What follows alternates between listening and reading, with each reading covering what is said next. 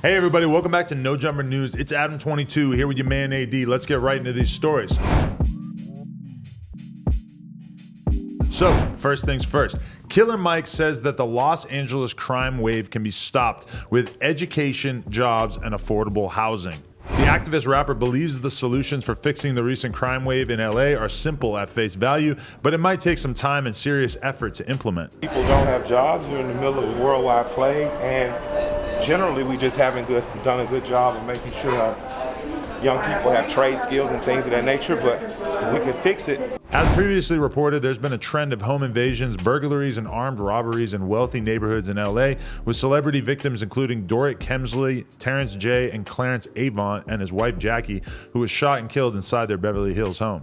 My message to anyone thinking about coming to Los Angeles, especially during the holiday season, is don't. Jamie McBride, the head of Los Angeles' Police Protective League, the union representing LAPD officers, said during a press conference.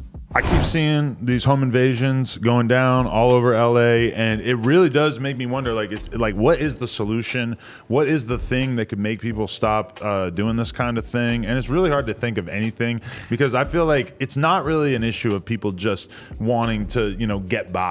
Because in reality, right now is one of the best times to get a job. You can go get a job at like a fast food place and make a pretty decent wage in LA, at least right now, because it's such a huge demand for workers. I think that people want fast money. They got used to getting money from the PPP stuff or whatever. A lot of people were scamming that shit. They got money from the government and that just ran out. They want a quick buck. And I mean, a lot of the previous options that prior generations might have taken on, like, selling drugs, or a lot of those things just aren't really the same business that they used to be. And so people are looking for a way to make fast money. And I really don't know what the hell we as a society could really do in the long run to stop that right now. Yeah, I literally talked about this. I posted it yesterday. Like you said, I feel like the pandemic opened up, people getting paid for really just chilling at the house. And people don't want to go back to living regular life anymore. And I feel like social media has opened up the door now that, everybody wants to look good. Everybody wants chains. Everybody wants to shine. Girls ain't giving you play unless you look a certain way and everything like that. You got songs saying, broke niggas don't deserve, nothing and everything like that. So these guys, they taking penitentiary chances to try to look like something. And really the solution, like Killer Mike said, open up some more jobs and stuff, educate the people. But there's a lot of jobs available right now. I don't think that most of these people who are doing robberies in Beverly Hills, I don't think that they're really thinking I wish I could get a job. Like, they don't want a fucking job. They want to rob somebody for a $40,000 watch. I ain't talking about fast food jobs or anything like that. I'm talking about real opportunities, you know what I mean? Even like something like No Jumper, you know what I'm saying? Some of these bigger companies need to hire people from the neighborhoods, from the places that, where we come from and stuff like that, and get people more opportunities and make more opportunities. I mean, you bought me over here and I done bought 3 or 4 other people that are from the streets. You know what I'm saying? Who's to say what anybody would be doing if they didn't get these type of opportunities? Facts.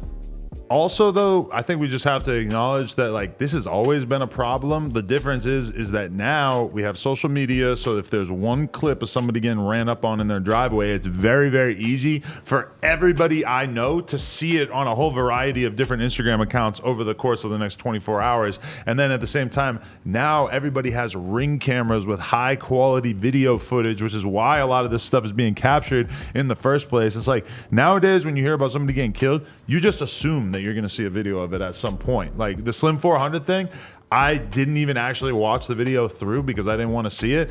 But as soon as I heard that he got killed, it was almost a sure thing in my mind that we were going to see it. So it's like, I feel like in a lot of ways, it seems like the problem is a lot worse now. But a lot of that is just us having access to information, because 10 years ago, if somebody ran up and robbed you in your driveway, it was just going to be you calling the police, and then nothing happens from there. Like, nobody gets to find out about it. Maybe they read about it in the newspaper.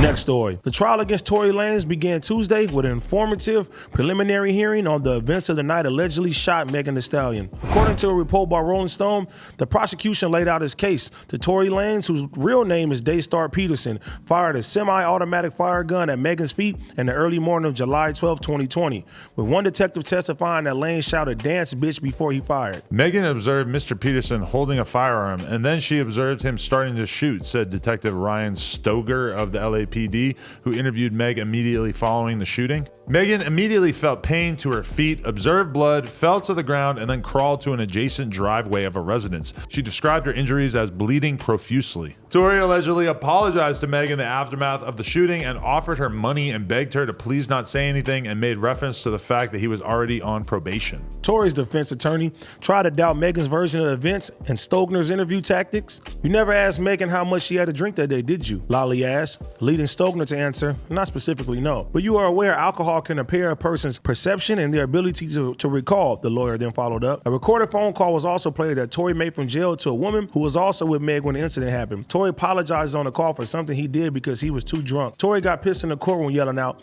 "How you gonna tell me what I apologize for?" before his attorney told him to calm down. According to an independent witness who allegedly saw the incident go down last summer, Megan Thee Stallion and her former friend Kelsey Nicole were fighting in the car before Tory Lanez, who was also in the exact vehicle, fired shots. Tory's defense attorney says Kelsey, who was hanging with Tory and Megan at the time, had a romantic interest in Tory. When their relationship was revealed, she got jealous and claimed Megan backdoored her. Hottie then said that Tory told police after the shooting, "I was just trying to protect my girl." Kelsey offered her take on what was said on the court Tuesday, commented on the Shade Room post saying that Tory's defense lawyer is lying. This is all caps, she wrote in a comment. The hearing was furthermore documented via Twitter by Rolling Stone reporter Nancy Dillon. She tweeted the first witness in the hearing was LAPD officer Sonda Cobbler, the first respondent to the shots fired call. Cobbler testified that Megan Thee Stallion was panicking and frantic when she arrived. She also noted that the firearm discovered under Tory's passenger seat was warm to the touch, implying the weapon had been used. Tory took to Twitter on Tuesday and claimed the media got everything wrong. "Nah, I really need someone to report what was really said in court today," the Canadian rapper tweeted. 45 minutes of my lawyer stating contradictory evidence that proves my innocence should never come back as one false story forced to the media. Megan took to Twitter on the following day to express her annoyance over the news headlines. Don't blogs, journalists have to have accurate, credible sources before going with the story? Or is it just like a new "I got paid to post this" or "I heard from my homegirl" type of policy these days, she tweeted. Like, I've been shot, and the focus on some of these headlines are dismissing that I was attacked with a weapon while I was unarmed and trying to paint it as a catfight between two friends. Why do I have to relive this with everyone on the internet every day and watch y'all gaslight me? The trial is set to begin January 13th. The rapper faces up to 22 years in prison if convicted.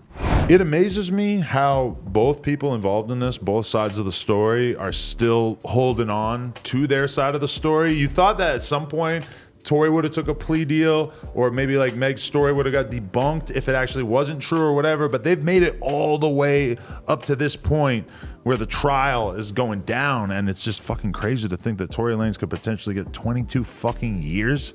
I mean, this is a wild situation, and it's crazy to see his lawyers basically making it sound like her friend, that the other girl might have been the one who shot her, which to me was not really an option that I ever considered. This is one thing that people gotta, point out. You're a fat guy, scientist guy, whatever the fuck you call yourself. At Adam Rittenhouse. They found no gun residue on Tory's hands. They found gun residue supposedly on the other friend's hand. That's been said. That's what I'm saying. I don't know why the script didn't put that in there.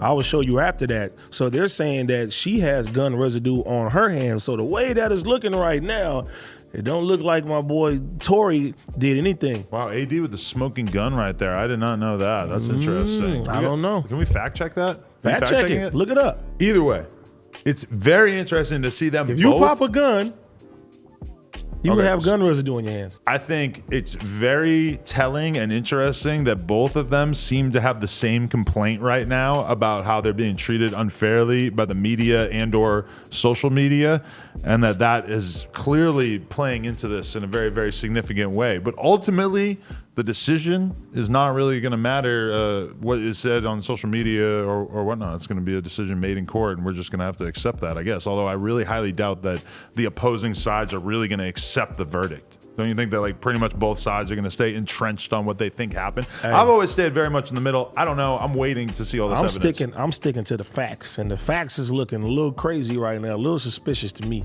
Okay, we just did a brief break there to fact check that, and it does say that on the TMZ Instagram caption that the witness saw the gun flash go off, and she claimed it was closer to Kelsey than Tory, and that Kelsey that the gun residue was on her hands. That's what it was, corroborated by that. So hey man, I mean, I didn't see that really said in the media too much. So here we have AD, aka Alex Jones, coming through with the crazy facts that we didn't know, but. That bet that we did about Tory versus Meg looks like I might have to pay up $1 million. YouTube, if you enjoyed this, like, comment, and subscribe, and we'll be back real soon.